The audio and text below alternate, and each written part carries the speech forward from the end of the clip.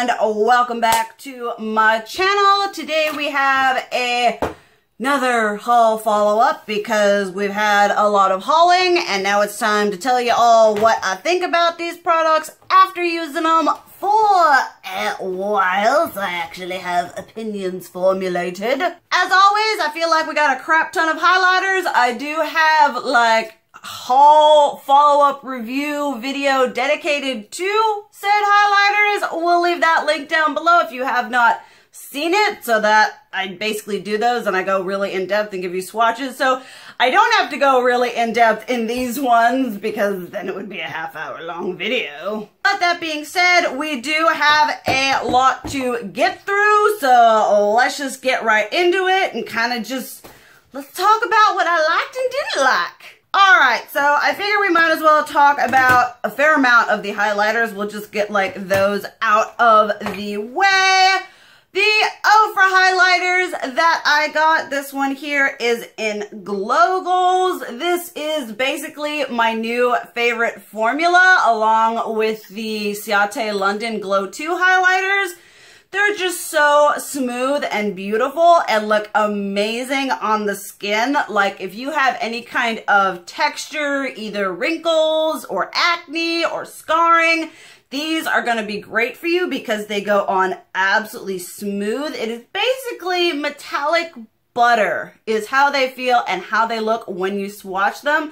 Like I said, this one is Glow Goals. Then I also got Rodeo Drive, which surprisingly has been a favorite. I've been loving like the warm tones and the like glow and the healthiness and the beaming beauty that is my complexion when I manage to match my foundation correctly, which was not today. Then I also got Star Island, which, like I said, I think in the haul and the video, I cannot wait to wear this so much when I am paler because it is just a beautiful, bright, light champagne-y gold. Then Pillow Talk, which is like a nice pink going on here. And then last but not least was Glazed Donut, which is like an even lighter iridescent-y champagne. I highly recommend these. If you all have not tried these out, they are definitely worth the price. They are a phenomenal formula that is so easy to work with, except for, okay, it's easy to work with except for the fact that you need a denser brush. Like you need something that you can kind of really like just in there to really pick up the product. Something more delicate isn't gonna work, at least in my experience. Then a highlighter that was in, oh, that's in the bathroom. It's in the bathroom. I don't feel like getting it. We talked about this in a favorites video. These are the Becca Shimmering Skin Perfector Liquid. These are amazing. They are my new favorite thing. I have become a liquid highlighter person now. I love mixing them in with foundations that are too dark or too matte or just need a little bit of luminosity to them. This one is in Pearl. I also have Moonstone.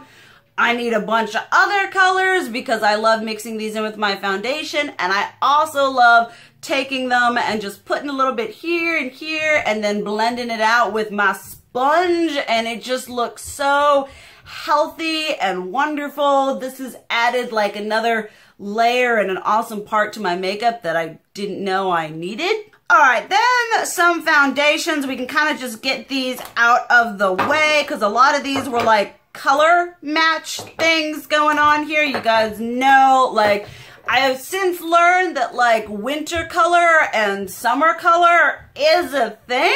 And so I got the LA Girl Pro Coverage HD High Definition Longwear Illuminating Foundation in their new palest color, which is, what is this? This is Fair. The shade they had before this was Porcelain, which was a pretty good summer color. Now this, I was like going through, I've tried all these on my face, and I was going through last night and kind of just swatching them next to each other.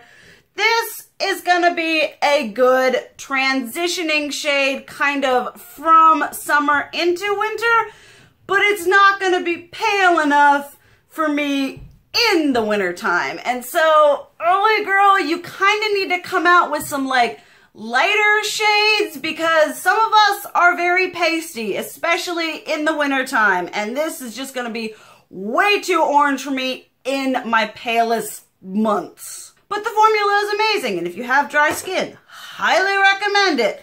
And then this one, kind of the opposite. This is the Milani Conceal Plus Perfect. And I got this in a shade that's darker than the shade I usually get, hoping that this would work in the summer because the other shade works for me in the winter. Now with this one, I think for a summer shade, I'm gonna have to get something that's even darker than this one because this one is pretty stinking pale and I don't think it's gonna work too well for me in the summer just because it doesn't have enough warmth to it. So I'm gonna have to maybe go a shade darker and see. Once again, it'll be a great transitioning shade, but it's not gonna be good for like I have been out at the pool and I actually have color. Another foundation formula that I really enjoy is the Wet n Wild Photo Focus Foundation. This is a thing that I love and I wanted more shades. I have found a great shade for in the summertime. This is soft beige. I have used this multiple times and I'm kind of just, you know, going like, oh, we'll just use this a little bit while we're still in that, like, we haven't, you know, lost all semblance of color. I don't know if you can see, but that's what it looks like there. And then I kind of had like a myriad of other colors. Nude Ivory is going to work for me in the winter time. Let's see here. Soft Ivory is going to work in the winter time. And then this Shell Ivory is going to be a good like transition. Not quite winter fall. This will be a good fall shade. And as always, I absolutely love the formula. That's why I wanted a myriad of colors so that I could match my skin tone at any given moment. Then a foundation that was one that was new to me. This is the Tarte Double Duty Beauty Shape Tape. Now I was trying to get, I can't remember if I was trying to get like, this is fair, light, neutral. I can't remember if I was trying to be like, oh, I want like a summer shade or I want a winter shade. Can't quite remember which one it was. We kind of ended up going in the middle, so it's kind of going to be like a, once again, transitioning, not really summer, but also not really winter. So in that middle ground, I enjoyed this foundation. I thought it was pretty stinking good. I probably wouldn't pay full price for it. This was something that I got in the Ulta 21 Days of Beauty. I thought it looked really good on my skin. It didn't do a lot of seepage into the cracks and lines that I have on my face because I'm super dry. I did not find that it was like hydrating or did anything amazing. It just looked pretty good. I was expecting it to be like, oh my goodness, so many people dragged it. They didn't like it, but for the price I paid for it, which I think was under 20 bucks or just over 20 bucks, it was pretty good and I was pleasantly surprised by it. All right, some more highlighters. No, before that, let's do, this is kind of a given. I just threw it in here because it was part of it. This is the Too Faced Hangover Replenishing Face Primer. I love this. That's why I bought it. It's really good. If you have dry skin or skin that has a lot of texture, I would recommend this because it just smooths out the texture, evens out your tone, gets rid of redness, and it hydrates. This is a really good primer. Next, let's discuss something that was like, okay, so you guys know, you've seen in a favorites video, my favorite highlighter brush, or one of them. I have one from e.l.f. that I love, and then I have one that I got from Shop Miss A for like $1 or $2. And then I got the Anastasia Beverly Hills one, and I decided I was gonna get the Morphe one. I don't know if y'all can tell, but both the Anastasia one and this one has like, it like poofs out to the side with lots of like little strands. It isn't very dense. It isn't the best at picking up product.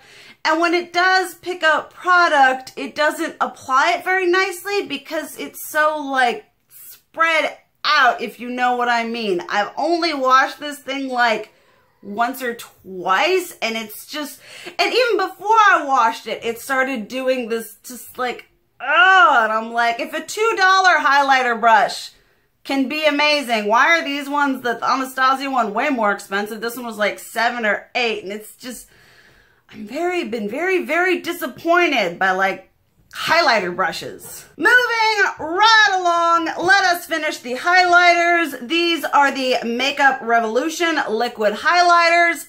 I love these. They're amazing for mixing in with foundation. They're amazing for dotting onto the side of on the high points of your face and blending out. They look absolutely stunning. If you have dry skin and you want to like fake that hydration and luminosity, like I just don't even know how to say that word. Luminosity. I do know how to say that word. I just don't say it in my videos. But these are something I would highly recommend. I have not tried the Cover FX ones, but these are popping and amazing. The formula is absolutely beautiful.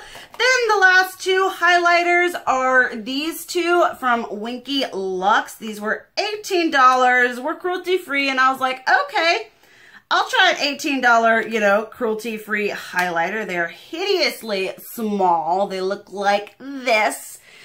And they were just, okay, this one is in Charm, this one is Celestial, you know, they aren't anything really popping.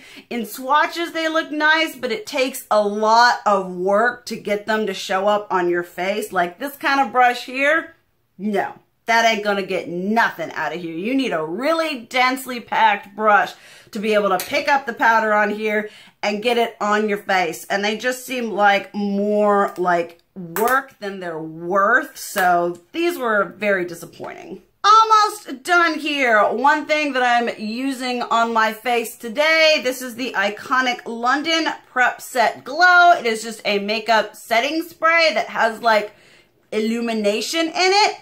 It is really nice. This is going to be phenomenal as we get further and further into the colder months because it leaves your foundation, no matter what kind of foundation you're using. Like obviously if you have a dewy foundation, it's just kind of redundant. But if you have a really matte foundation, this just kind of brings a little bit of illumination and life and dewiness to that foundation. I do absolutely love this. Then not least, let's talk about this palette here. This is the Zulu by Juvia's Place. I have absolutely no problem with Juvia's Place quality. I have other palettes by them that the formulation is really good. For me, it was always kind of like the color story where I was like, I'm kind of not sure how I feel about that. This I really do enjoy. Part of what I like doing is I'll like start out with this shade, then do that one, then do that one. Then I'll like start off with this one, go into that, and just like these 3 rows here, I kind of use as like quads. The quality is beautiful. I love the matte to shimmer ratio. And I've gotten some really good looks out of this palette. I find that the quality from Juvia's Place is really good. So if you're kind of like, I'm not sure if I want to, I would definitely go look, see if there's a palette where the color story speaks to you and get it because they're very affordable and have a really great formulation. Now, last but not least, we have got these Lottie London Blush Crushes, which were like, what was it? I don't even know what I'm saying. They're from Ulta and they were like $5 and that's what made me excited because I like me an affordable blush. These are really nice. For like $5, I think the pigmentation, the blendability, and the wearability on these are really good. This one here is Justin. This one is Zach, which looks a little intimidating, but with a light hand, it's a really nice neutrally mauve-y. Then this one is Zane, which is kind of like probably a warmer version of Tarte's Exposed, maybe a little bit more peachy. This one here is Drake, which is a shimmery, kind of neutrally peach, but it was really pretty. And then, okay, there are 2 more. This one is Nick, which is a shimmery pink, and it looks like really crazy in the pan going on there. I'm gonna do that one up top there. But it actually turns out to be this like really soft and beautiful flush on the cheeks. Then probably my favorite is Harry, because I mean, you guys know how I feel about this. I wish this one had been like a little bit illuminating, but it wasn't, but it's still really good. If you want to like expand your blush collection, or you're just getting into makeup, or you just want to try a new inexpensive formula, I would highly recommend these. They are really, really good. Alright guys, that's all the time we've got for today. Like always, let me know what you think about any of these products. If you've experienced them, you like them, you hate them. I say this every blinking video, but I love hearing what you guys have to say. Thank you so much for watching. I love you, and as always, keep it real. Mwah!